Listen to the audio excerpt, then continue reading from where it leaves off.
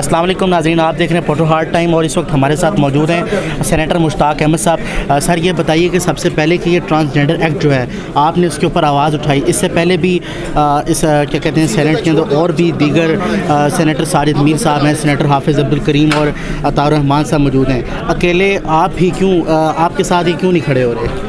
देखिए मेरे साथ ये खड़े हैं, मेरे साथ न सिर्फ सेनेट के अंदर जो दीनी जमातों के सेनेटर से वो खड़े हैं, बल्कि सेनेट से बाहर जितने भी उलमा हैं, दीनी जमातों के लोग हैं और इस्लाम पसंद आवाम है, वो सब हमारे साथ खड़े हैं। मीडिया के लोग वो सब मेरे साथ खड़े हैं। तो ऐसा नहीं है, मैंने कदम उठाया है, अल्लाह ने मुझे तौफीक दी है, मैंने इनिशिएटिव लिया है और मेरे साथ तमाम उलमा ने तायीद की है और सेनेट के अंदर भी, पार्लियामेंट के अंदर भी। बल्कि मैं आपको बताऊं, आज मुझे पीर साबिर शाह मुस्लिम लीग नून के सेनेटर हैं, उनका फ़ोन आया कि मैं आपको सपोर्ट कर रहा हूं। चंद दिन पहले मुझे सेनेटर अफनानुल्लाह उनका फ़ोन आया मुस्लिम लीग नून कि मैं आपको सपोर्ट कर रहा हूँ। इसी तरह मौलाना फैज़ मोहम्मद साहब कल मुझे मिले, जमीयत उलमा इस्लाम के सेनेटर, उन्होंने कहा कि मुझे आइंदा कमेटी के इजलास में बुलाएं। सब सपोर्ट। आज जो प्रेस कॉन्फ्रेंस हुई है उसके अंदर वो तो कह रहे हैं कि हमने सेनेटर मुश्ताक साहब का जो बिल है इसकी हमायत करनी चाहिए, जो कमर समान कहरा वगैरह ने की है, तो वो फौरी तौर पर मेरे एक्सेप्ट कर लेना।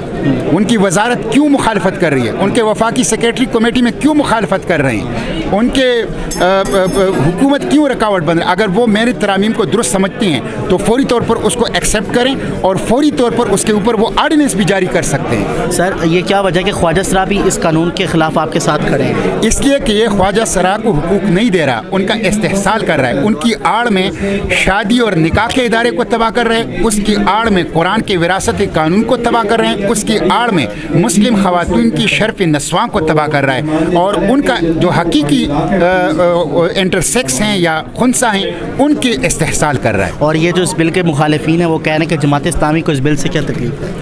हमें इस बिल से इसलिए तकलीफ है कि इस्लाम को इस बिल से तकलीफ है, हमारे ख़ानदानी निज़ाम को इससे तकलीफ है, हमारे निकाह के इदारे से इसको तकलीफ है, हमारी इस्लाम के कवानीन को इससे तकलीफ है, हमारी मुस्लिम ख़वातीन की जो शर्म हया का और उनके वक़ार और एहतराम है उसको उससे तकलीफ है, हमारा ख़ानदानी निज़ाम हमारी समाज में इससे बिगाड़ आएगा, इसलिए हमें इससे तकलीफ है। आखिरी सवाल ये कि इस वक्त आपकी जो नेक्स्ट हेयरिंग है केस की वो कब है और आपको क्या उम्मीद है? मैंने फेडरल शरीयत कोर्ट में भी पिटिशनर हूँ, वहाँ भी केस जमा किया है, वो गैर मुअय्यना मुद्दत के लिए उन्होंने तो मुलतवी किया है, अभी पता नहीं कि कब इसकी समाअत होगी दूसरी।